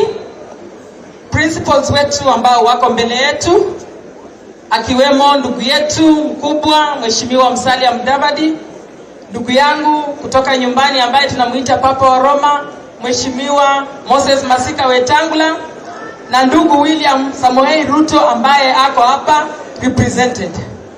Majina yangu ni Mama Catherine Wambilianga. Mama, swali mingi sana kupitia kwa sisi viongozi. Lakini tunaposimama hapa leo kama mama county, swali letu lilijibiwa. Na jibu tunalo kwa Kenya kwanza. Hawa wawili vijana wetu ambao tulituma mbele, ambao ni vigogo wetu, wametuletea jibu. Na kama kina mama wa Western Province, tusimame kidete, tukue gangari na tusupport wenzetu kina mama ambao wanatafuta viti. Wakati utakapofika tutahesabiwa kule bungeni. Sisi kule bungeni kama kina mama hatutambuliki. Kwa sababu gani? Kwa sababu ya numbers. Na ninaona hii serikali ambayo imekuja ni serikali itatambua kina mama. La mwisho, sisi kule Bungoma tumekuwa na chungu tele. Kwa sababu mtoto wetu wa kipekee alikuwa amepewa nafasi kidogo. Lakini kupitia kwa yule kijana, ule jamaa wa kitandawili, mliona yale alitutendea? Ninasema kwa kauli moja, tuungane. Tusirudi kule, ila saa hii tumepata mwelekeo. Na ningependa tu kuwauliza kwa mkono, wangapi wataenda na sisi? Wangapi? Asanteni sana na Mungu wa amani akawabariki. Asante sana Mheshimiwa Omboko Milemba, mbunge wa Musalia, Vihiga County.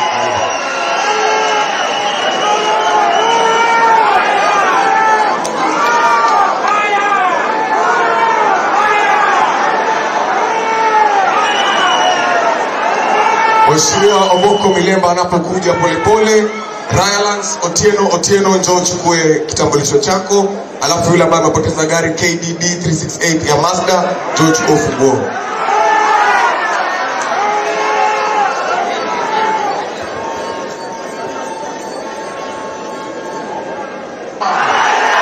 Hebu nione mkono. Hebu beba mkono. Asanteni. Sawa sawa. Bas, mimi kwa niaba ya watu wa Muhaya na mimi mwenyewe na watu wa Vihiga na kwa ujumla Western Region, nataka kuhakikishieni kwamba tuko nyuma ya viongozi watatu wanapoenda mbele kwa mambo ya kuunda serikali. Wangapi wenu wako na mimi? Asante sana. Kwa hivyo tutasimama na nyinyi kwa hiyo safari yenu, na mkienda mbele fanya negotiations, na fanya negotiation nzuri kwa region hii ya Western Region. Jambo la pili, ni lazima na ni muhimu tuwe na heshima kama watu wa hii region. Tafadhali tusikubali kukimbizwa na kupeleka kule ama huku bila mpango, sababu tutatumika vibaya. Tujiheshimu. Lakini tukiwa na haya mazoea ya kuitwa mara moja na kuenda kufuata watu wengine kwa haraka, hatutaheshimika. Tafadhalini, mahali pote mnapoenda, ambie wale watu wako nyumbani tufuate viongozi wawili ambaye ni Musalia na Wetangula. Hivyo ndio vile tutapata heshima ya Western, na waambie. Lakini tusikuje tukawa slaves wa watu wengine. Na nawakumbusheni, ukitaka kuongoza kubali uongozwe. Jambo la tatu, mimi naona vyama vinaingia Western mingi kwa mara moja, lakini hakuna uongozi ambao utasaidia Western, sababu mtu mmoja amekuelekeza katika mrengo fulani. urafiki hauwezi saidia Western. Hebu niangalie kwa macho tena. Tumemaliza miaka 5 tangu 2017. Could you look in my eyes again? Have we ever been visited by the president of the only other time we heard of Western being called was after the earthquake. Otherwise, for 5 years, we have never been visited by the president of the Republic of Kenya. So where is your place in government? This is a question that when you go back home, you must ask yourselves. That did we really have a leader who cared about ourselves? That 5 years could end without us being visited by the president of the Republic of Kenya. This is a message you must take home. So let nobody cheat you that as a friend he'll take you to government and will benefit. He must go with a political party. He must go with the people. And he must negotiate for the people and not for himself. Jambo la mwisho. As a teacher, I was disappointed recently. The president went to Sagana, hey you, and spoke everything in Kikuyu, abused people. Could you remember that we have 6 symbols of national unity? And the 4th symbol unity is the president in Sagana. What were we teaching our youth in Sagana? As a teacher and a leader of the teachers, the president must talk like a symbol of unity. Even when he gets annoyed, he must get annoyed as a symbol of national unity. Maybe he needs to apologize to the young Kenyans that he remained a symbol of unity. If not, Basi, presidency as a symbol of national unity will have to be negotiated by historians, possibly to be removed from the annals. Thank you, God bless. Asante sana. Mheshimiwa Jimose, mbunge wa Hamisi. Mheshimiwa Jimose, mbunge wa Hamisi, karibu peana salamu zako. Mheshimiwa Jimose na bibi yangu. Asante sana Mheshimiwa Agoi. Mheshimiwa Musalia Mudavadi, PhD in earthquakes.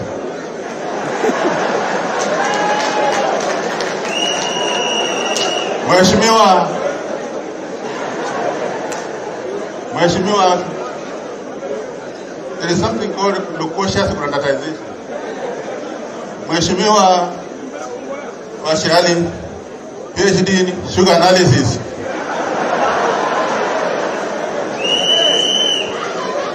Mheshimiwa Ruto, PhD plant ecology. These are learned people. They are capable of dealing with the situation in this country. We must support these people. Lazima tuunge hawa jamaa wetu mkono. Tuunge sisi wenyewe mkono. Tupite ile kitu inaitwa iliitwa Kana. Not where there was Abbas. Ametuletea project kwa chama inaitwa DAP. Hatuwezi kubali hiyo. We shall confirm the pundits. We shall ensure that these people, Bwana asifiwe. Pastor Mahubare. Asante sana. Asante sana Mheshimiwa Jimose. Mheshimiwa Gavana mtarajiwa Trans Nzoia, Mheshimiwa Chris Wamalwa, karibu.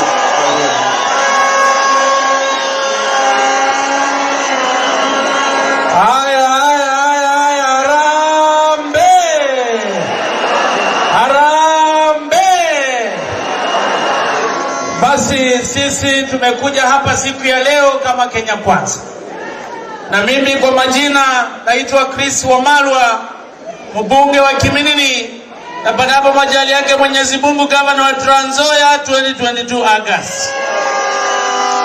Siku ya leo watu wa Western tumekuja hapa kuhakikisha ya kwamba the true leader na For as many of that opinion say aye. For as many of the contrary opinion say nay. The ayes have it. Basi sisi tukiwa hapa siku ya leo watu wa Western Region na ule rafiki wetu wa kitendawili 2013 tulitembea yeye katika court. Hello? 2013 tulitembea na yeye katika court. 2017 tumetembea na baba katika NASA. Na baba alisema ya kwamba amebaki na risasi moja. Mimi nilishangaa baba anakuja anasema ako na risasi, kumbe ameiba risasi ya Musalia Mudavadi. Tutembea na Deputy President William Samoei Ruto. Mnakubali? Sisi watu wa Western, baba alikuwa ametudharau. Baba juzi katika handshake alipewa positions. Hizo positions hatukuziona hapa Western. Sikaenda kule Nyanza. Muliziona hizo positions hapa? Mjinga akirevuka, mwerevu wako mashakani. Sisi mambo ya vitendawili tunasema, tunakemea, tunasema shetani afanye nini? Kitendawili tunasema shetani afanye nini? Kitendawili toka. Riswa. Shindwe. Kuanzia siku ya leo tuko katika Kenya Kwanza. Na President Uhuru tunamheshimu sana. But we are very disappointed. As a sign of national unity, the president. In 2002 there was a project. Hiyo project ilianguka. In 2022 hawa wa Kenya hawatakubali project. Mtakubali project? Mtakubali project? Mambo ya kitendawili tunasema Luwele. Tunasema nini? Luwele kitendawili, Luwele. Luwele kitendawili, Luwele nyasaya ulinde. Thank you very much. Asante sana. Kwa dakika nusu nataka wafuatao wakuje kusema jina lao. Mheshimiwa Wamazi, Mheshimiwa Chikati, Mheshimiwa Kanoti, kusema tu jina. Endelea. Jambo la kwanza, nataka nishukuru viongozi wetu kwa kuja pamoja na sisi kama aspirants. Kwa kauli moja tunaunga mkono wao viongozi wetu kwa kuamua kufanya kazi na naibu wa rais Mheshimiwa William Samoei Ruto ili tuweze kuunda serikali. Jambo la pili, Mheshimiwa Uhuru Kenyatta hata haamini Raila. Ndio sababu alianzisha chama ya DAP ili ikuwe na wabunge wakishikilia Raila. Nataka kuambia viongozi wetu wakiwa hapa, watuweke sisi pamoja, watu wa Kenya Kwanza, tukue kama timu moja na tukue na adui mmoja ambaye ni Azimio. Jambo la mwisho, nyinyi mmesema pesa mfukoni. Najua Mheshimiwa Mudavadi wewe si maskini, wewe tajiri. Hao wananchi wote leo wakija wako na kitu kwa mfuko. Asante. Haya, endelea. Next. Chikaji.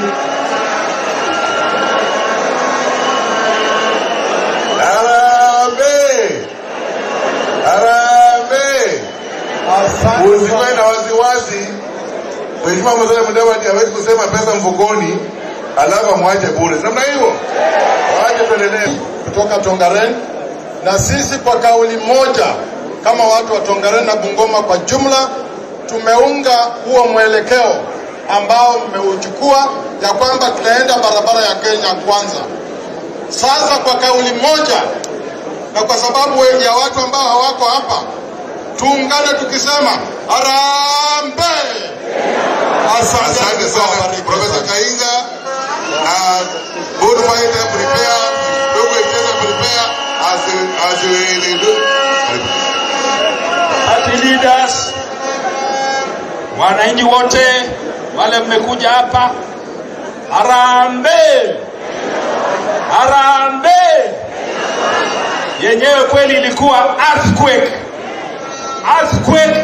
Na na niliambia Mheshimiwa Musalia Mudavadi, kweli umeleta earthquake kwa Kenya, na mimi ni beneficiary ya hiyo earthquake. Ndio kwa sababu mnadili yoyote tumeweka wapi? Huko nyuma. Asante. Ile ya pili ya kwamba lazima tuwe united nyuma ya hawa viongozi wetu. Mahali watasema twende kule. La mwisho, kwa mama, mimi nampenda sana.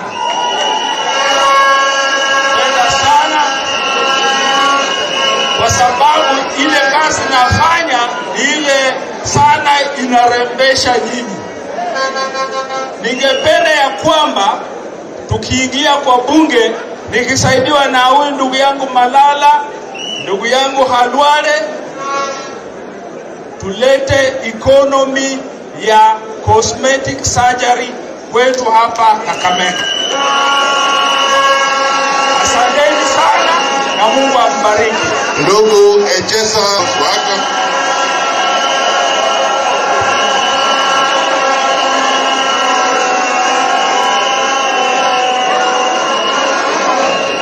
Haya, basi Your Excellency Musalia Mudavadi, Your Excellency Moses Wetangula, my brother Washiali, ndugu zangu wabunge Waluya, hamjambo? Hebu niselemene kwa hewa. Bwana Yesu asifiwe. Asanteni sana. Basi mimi nachukua fursa hii pia vile kuungana hapa na ndugu zangu na kuchukua fursa hii kwanza kushukuru ndugu yangu Musalia Mudavadi kwa kutualika hapa nyumbani. Na ndugu zangu Waluya, ndugu zangu wamezungumza hapa. Mimi ni mtoto wenu mdogo sana, na ningeliomba mnipatie tu masikio dakika moja, alafu mimi nitaketi. Ndugu yangu Musalia, vile wenzangu wamesema hapa, nataka nichukue fursa hii kwanza kukushukuru wewe Waluya umekuwa nayo Kenya hii. Mnajua sisi kama Waluya kule Nairobi, watu wamekuwa wakijua Waluya kazi yao ni kupika ugali na kuwa watchman. Na Waluya ni watu waoga sana. Lakini leo ndugu zangu hapa nyumbani, watu kule Nairobi leo wanaketi kwa mahoteli kujiuliza maswali. Ni nini haswa leo imefanyika na Waluya, sasa wanaona mbele. Ndugu zangu, nataka niwaambie hapa, mimi I was privileged to sit in that cabinet. Najua umuhimu wa kuwa na serikali. Why am I saying that? Today, jana mmesikia recruitment ya polisi imekuwa advertised. Wanaenda recruit 5,000 policemen. Mimi na waambele najua kwa sababu nimeketi pale ndani. Utapata hapa Western constituency moja kwa ndani ya serikali. Sehemu zingine watu wanachukuliwa na malori wa kupelekwa college kwenda kwa maaskari. Na ndio vile nawaambia hapa ndugu zetu. Vile ndugu zetu hapa wameshikana. Msije mkadanganywa na hawa matapeli, unaona wamekuja kutugawanya sisi hapa nyumbani leo. Nyinyi mnajua hii chama ambayo imeanzishwa hapa Trans Nzoia ya DAP. Kama hamna habari mjue leo. And I'm sure even Raila Odinga has no idea ile chama ni ya nani. Hiyo chama Rais Uhuru Kenyatta amejua chama ya Jubilee imekataliwa na Wakenya. Sasa amekuja kuanzisha chama ya DAP na ameficha ndani ndugu yetu Eugene Wamalwa. Na mimi nataka niambie Mheshimiwa Rais kwa heshima kubwa, sisi pia tumezaliwa vile wewe umezaliwa na mama yako. Hauwezi kuja kutupanga hapa nyumbani Mheshimiwa Rais. Na kama ulitaka watu wa kukusaidia hata kidogo, ungekuja uulize Musalia na Weta. Hata hajui bei ya taulo na pampers. Hajawahi zaa mtoto. Kuja kupanga sisi Waluya. Hiyo haiwezekani Mheshimiwa Rais bana. Hiyo haiwezekani.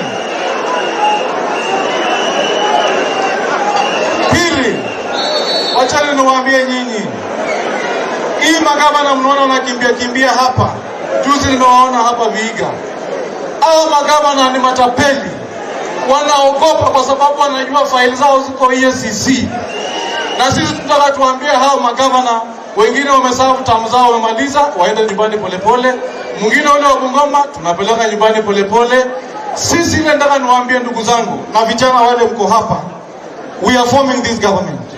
Tuna form hii government. Na ndio mliona juzi rais, mimi nimeketi na mheshimiwa rais. Najua rais, ndugu yangu tulia kidogo. Ukiona ile hasira rais alikuwa nayo, ndugu zangu, hii kitu tumechukua. Hii kitu imeenda. Kwa sababu kama tungekuwa tuchukui hiki, siwetako hapa. Na waambia tunaform hii government. Na tukiform hii government, Musalia nataka usikie vizuri na Weta. Recruitment ikikuja ya polisi, ndugu zangu sikizeni. Whether you went to school or not, so long as you are Kenyan. Nataka kuona vijana wetu huko. Aniko nini? Tumekubaliana.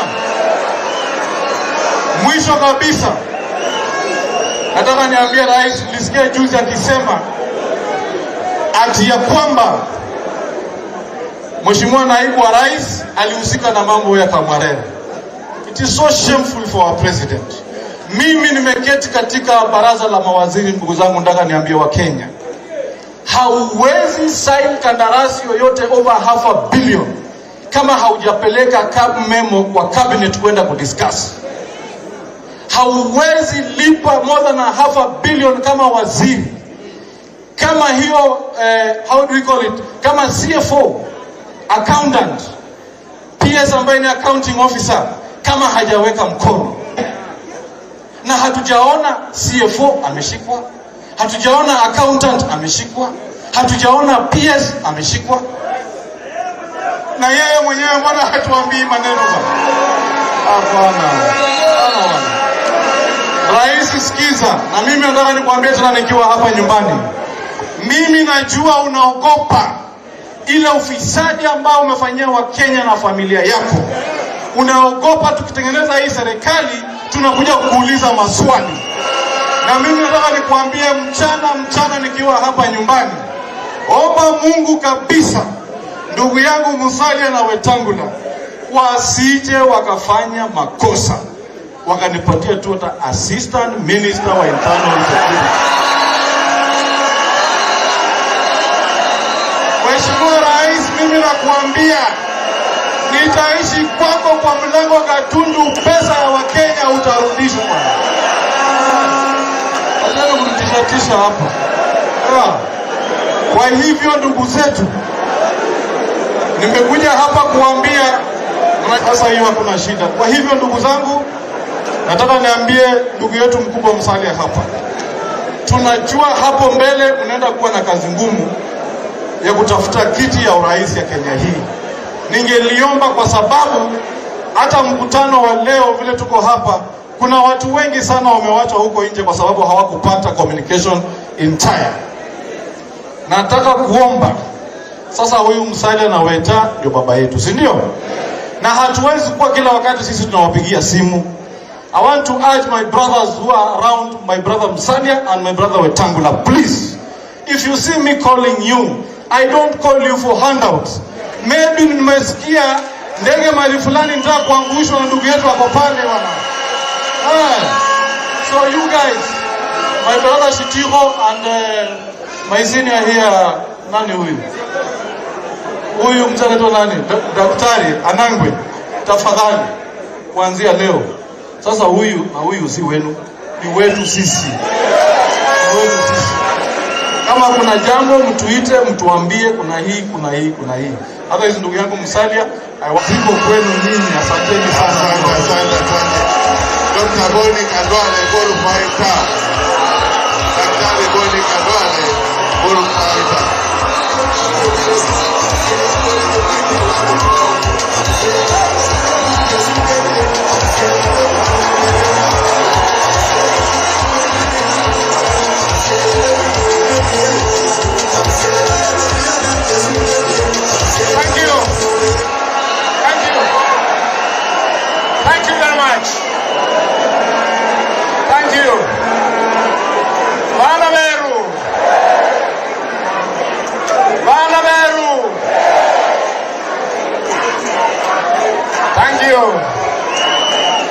me. Thank you. Thank you. Vanaveru, I have a confession to make.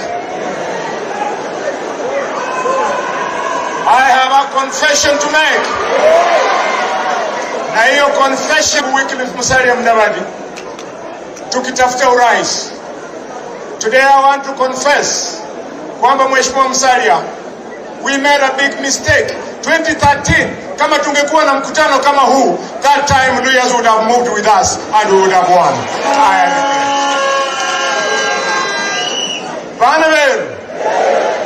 I have a confession to make. Kwamba kwa miaka mingi hawa wazee na viongozi wetu wamekuwa wakituambia habari kuhusu Luya unity. It has not worked. It is not going to work unless we do what we are doing. What are we doing? We must look for a purpose for that unity. The purpose for the unity of the people of the Mulembe nation has now been addressed by Moses Masika Wetangula and Mheshimiwa Wycliffe Musalia Mudavadi. Kwa nini? Kwa sababu wamesema if William Ruto is going to form government, he must form government with us. And if we are forming government, we'll form with. If these two leaders are not going to lead us into going into government, it means the 350,000 trained teachers, majority who are lawyers in Kenya, will never be employed. We must go into government. Number two, the 4 million Kenyan youth who are either holders of degrees, diplomas, or certificates, majority of whom are lawyers. If we don't go into government, those children will never get employment. Number three, the 10 commercial banks and financial institutions that are in Kenya, which are not owned by any one of us from our region, they will never be unless we go into government. We must go into government. Baluya, we must go into government. And the natural ally ukutiana ya government, numrendo weru. Mrendo weru numu. Ukienda Aldai, Baluya wamenye nende, wakalinjini. Ukienda Chesumei, the same. Ukienda Kwanza constituency, the same. Ukienda Saboti, the same. Ukienda Mount Elgon, the same. They are our natural allies, and we are not going into friendship with William Ruto to look for girls. We are looking for power so that that power can change the livelihood of our people.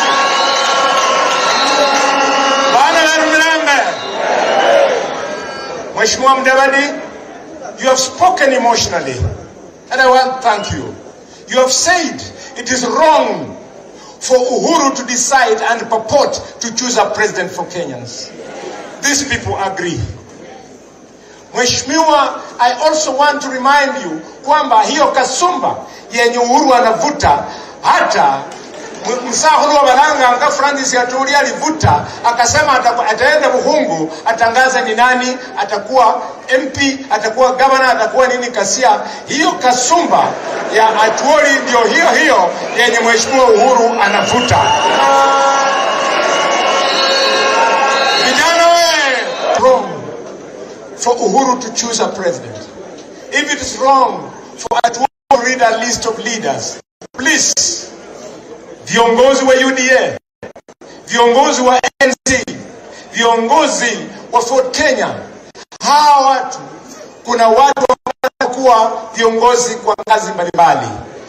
Please not select any leader for anybody. Let our people compete and let the best man be elected.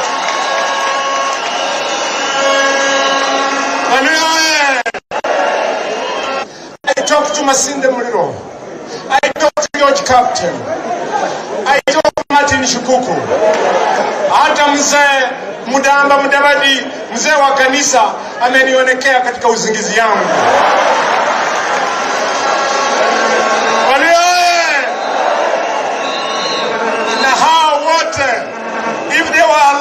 today, you our elders, are highly cultured. If these people were alive today, they would have blessed this meeting. May the voices coming from this meeting be heard by all the children of Western Province. May these voices coming from this meeting be heard by all our children who live in Nairobi, who live in Mombasa, who live everywhere. We want for the first time Yukura Yumuluya to count, so that Mundu Vaya Numuluya Weru, Amanye, Mukari Jini Nibla, Mukari Muluya Pararina, Musava Nishanya, Mukari Muluya Halari, Harimunyalu Forfuala, Yibla and Mutokolaguri. Musalia na jenji Musalaba. Asante. I end my speech by pleading with you. Weak leaders are very dangerous. Ukisikia somebody mwenye anasahau kwamba wapinzani wetu wanatoka Azimio, anataka kufundisha kwamba weka hapa wewe mtu wa Fort Kenya, upige mtu wa ANC, upige wa UDA. There is no competition between us. The competition we want to face is from Azimio, also called ODM. Mimi Kakamega, I have told Oparanya over and over again, Khadwale ni yule. Nataka nikutane na ile kibaraka yake mwenye ameiba pesa ya Kenya Power. Nitapiga Fernandes baraza mnyika hasa kwa mnywana na mambo kwa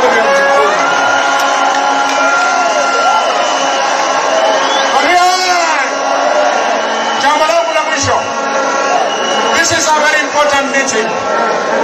Mheshimiwa Shari, huyu mwana wa Shari ndio Mheshimiwa Shari Rashidi yako pale. Mama yako hapa anaitwa Jacqueline Mwenesi. Wetangula, Mudavadi, William Ruto na sisi. Na kwa sababu imefanyika, sisi furani yetu. We have nothing to lose. We are gaining everything today. Musalia Mudavadi, we now want to support you to be what you want to be. Wetangula, you be what you want to be.